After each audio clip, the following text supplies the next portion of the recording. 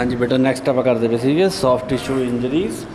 ਇਹਦਾ ਆਪਾਂ ਕੰਟਿਊਸ਼ਨ ਪਹਿਲਾ ਪਾर्ट कर रहे ਸੀਗੇ, ਉਹਦੇ ਸਿੰਪਟਮਸ ਆਪਾਂ ਕਰ ਰਹੇ ਹਾਂ पेज नंबर 239 ਤੇ।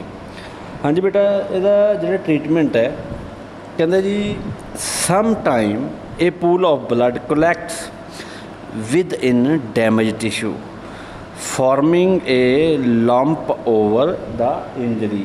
ਕਹਿੰਦੇ ਜੀ ਕਈ ਵਾਰ ਪੂਲ ਆਫ ਬਲੱਡ ਦੇ ਡੈਮੇਜ ਹੋਏ ਟਿਸ਼ੂ ਦੇ ਅੰਦਰ ਲੈਂਪ ਓਵਰ ਇੰਜਰੀ ਹੋਣ 'ਤੇ ਇੱਕ ਲੈਂਪ ਓਵਰ ਬਣ ਜਾਂਦਾ ਹੈ। In severe cases swelling and bleeding beneath the skin may cause shock. ਕਹਿੰਦੇ ਜੀ ਕਈ ਕੇਸਾਂ ਦੇ ਵਿੱਚ ਗੰਭੀਰ ਕੇਸਾਂ ਦੇ ਵਿੱਚ ਸਕਿਨ ਦੇ ਹੇਠਾਂ ਸਵੈਲਿੰਗ ਅਤੇ ਬਲੀਡਿੰਗ ਬਨੀਥ ਸ਼ੌਕ ਪੈਦਾ ਕਰ ਸਕਦਾ ਹੈ।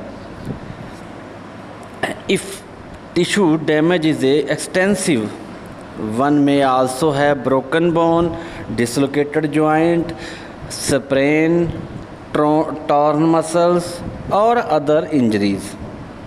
ਕਹਿੰਦੇ ਜੀ ਜੇ ਟਿਸ਼ੂ ਦਾ ਡੈਮੇਜ ਐਕਸਟੈਂਸਿਵ ਹੈ ਤਾਂ ਕਿਸੇ ਵੀ broken bone, dislocated joint, sprain, torn muscle or other injuries ਵੀ ਹੋ ਸਕਦੀਆਂ ਹਨ। Contusion to the abdomen may damage internal organ. ਕਹਿੰਦੇ ਜੀ ਕੰਟਿਊਸ਼ਨ ਅਬਡੋਮਨ ਦੇ ਇੰਟਰਨਲ ਔਰਗਨਸ ਨੂੰ ਡੈਮੇਜ ਕਰ ਸਕਦੀਆਂ ਹਨ। ਨੈਕਸਟ ਆ ਗਿਆ ਜੀ management of contusion treatment. Contusion should be treated immediate with ice application for some duration.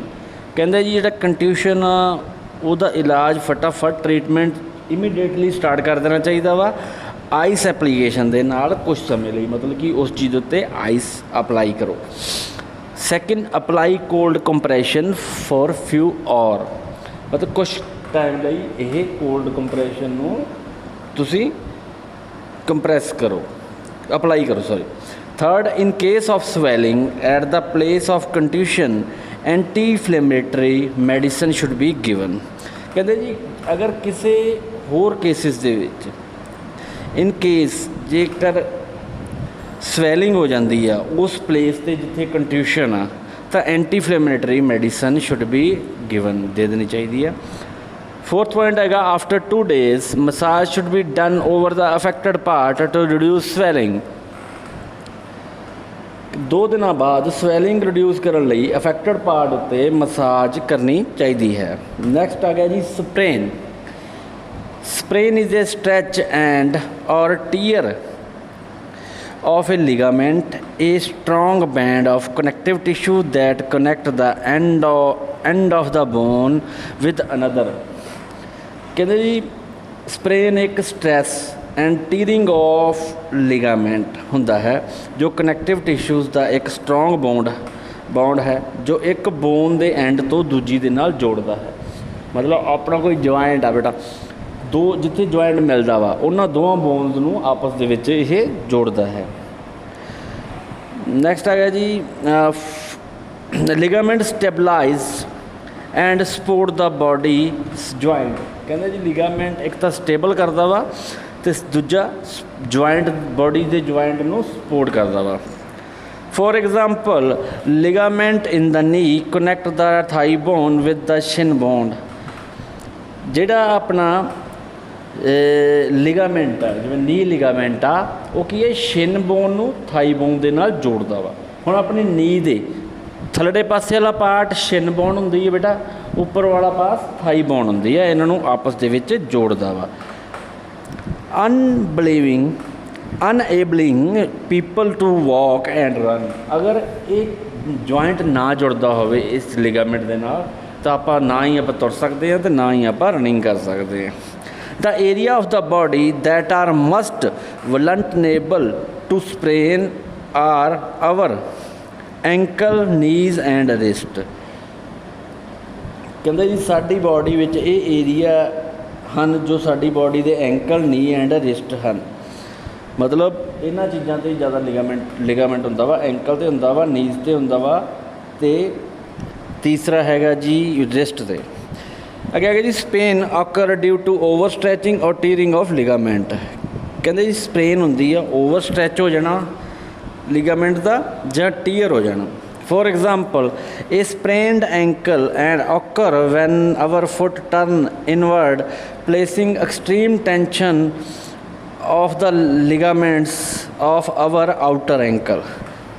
ਹੁਣ ਕਹਿੰਦੇ ਜੀ ਫੋਰ ਐਗਜ਼ਾਮਪਲ ਇੱਕ ਸਪ੍ਰੇਨਡ ਐਂਕਲ ਉਦੋਂ ਵਾਪਰ ਸਕਦਾ ਹੈ ਜਦੋਂ ਸਾਡੇ ਫੁੱਟ ਉੱਤੇ ਬਹੁਤ ਜ਼ਿਆਦਾ ਟਰਨ ਇਨਵਰਡ ਹੁੰਦਾ ਹੈ, ਸਾਡੇ ਆਊਟਰ ਐਂਕਲ 'ਤੇ ਐਕਸਟ੍ਰੀਮ ਟੈਂਸ਼ਨ ਔਰ ਲਿਗਾਮੈਂਟ 'ਤੇ ਆ ਜਾਂਦਾ ਹੈ।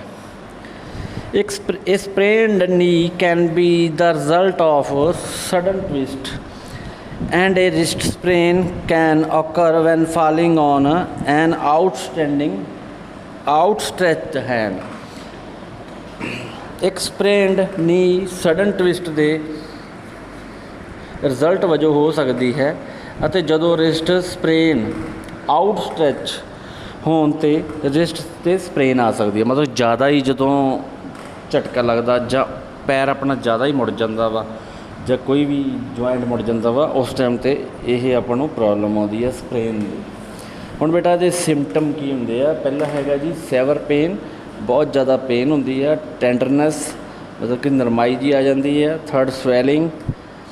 ਫੋਰਥ ਇਨਫਲਾਮੇਸ਼ਨ ਮਤਲਬ ਕਿ ਜਲਨ ਪੈਦਾ ਹੁੰਦੀ ਆ ਉਸ ਜਗ੍ਹਾ ਦੇ ਉੱਪਰ।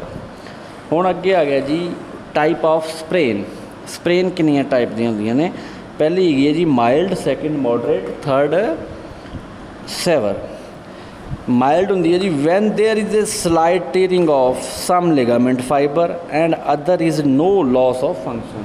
ਕਹਿੰਦੇ ਜੀ ਅਗਰ ਜਦੋਂ ਕੁਝ ਲਿਗਾਮੈਂਟ ਫਾਈਬਰ ਦਾ ਸਲਾਈਟ ਟੀਅਰਿੰਗ ਹੁੰਦਾ ਹੈ ਅਤੇ ਫੰਕਸ਼ਨ 'ਤੇ ਕੋਈ ਨੁਕਸਾਨ ਨਹੀਂ ਹੁੰਦਾ, ਇਹ ਹੁੰਦਾ ਜੀ ਮਾਈਲਡ।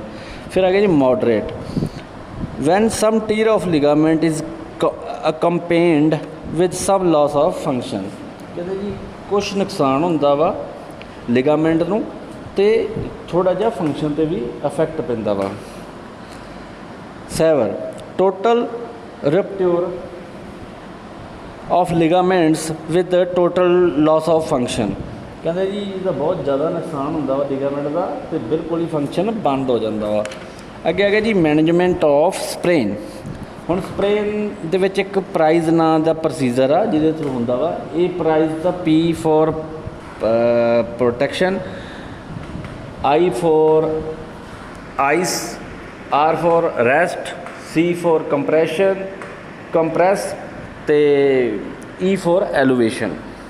ਹੁਣ ਸਭ ਤੋਂ ਪਹਿਲਾਂ ਜੀ ਆ ਗਿਆ the PRICE regime is a simple 5-step protocol even somebody who is not trained in a first hand can use minimize the effect of immediate injury। ਕਹਿੰਦੇ ਜੀ ਪ੍ਰਾਈਸ ਦੇ 5 ਸਟੈਪ ਆ ਦਾ ਪ੍ਰੋਟੋਕੋਲ ਆ ਜਿੱਥੋਂ ਤੱਕ ਕਿਸੇ ਨੂੰ ਪਹਿਲਾਂ ਟ੍ਰੇਨਿੰਗ ਨਹੀਂ ਦਿੱਤੀ ਗਈ ਉਹ ਵੀ ਇਮੀਡੀਏਟ ਇਫੈਕਟ ਪਾ ਸਕਦਾ ਵਾ ਇੰਜਰੀ ਦੇ ਉੱਪਰ। ਪਹਿਲਾਂ ਪ੍ਰਾਈਜ਼ ਰਜੀਮ ਨੂੰ ਤੁਰੰਤ ਯੂਜ਼ ਕੀਤਾ ਜਾਣਾ ਚਾਹੀਦਾ। ਜਦੋਂ ਕਿਸੇ ਇੰਜਰੀ ਹੋਣ ਤੋਂ ਬਾਅਦ ਮੈਡੀਕਲ ਅਟੈਂਸ਼ਨ ਕੀਤਾ ਜਾਂਦਾ ਹੈ। ਜੇ ਮਰੀਜ਼ ਇਸ ਪ੍ਰੋਸੈਸ ਦੇ ਦੌਰਾਨ ਬਹੁਤ ਜ਼ਿਆਦਾ ਪੇਨ ਐਕਸਪੀਰੀਅੰਸ ਕਰਦਾ ਹੈ ਤਾਂ ਤੁਰੰਤ ਇਸ ਨੂੰ ਸਟਾਪ ਕਰ ਦੇਣਾ ਚਾਹੀਦਾ ਹੈ।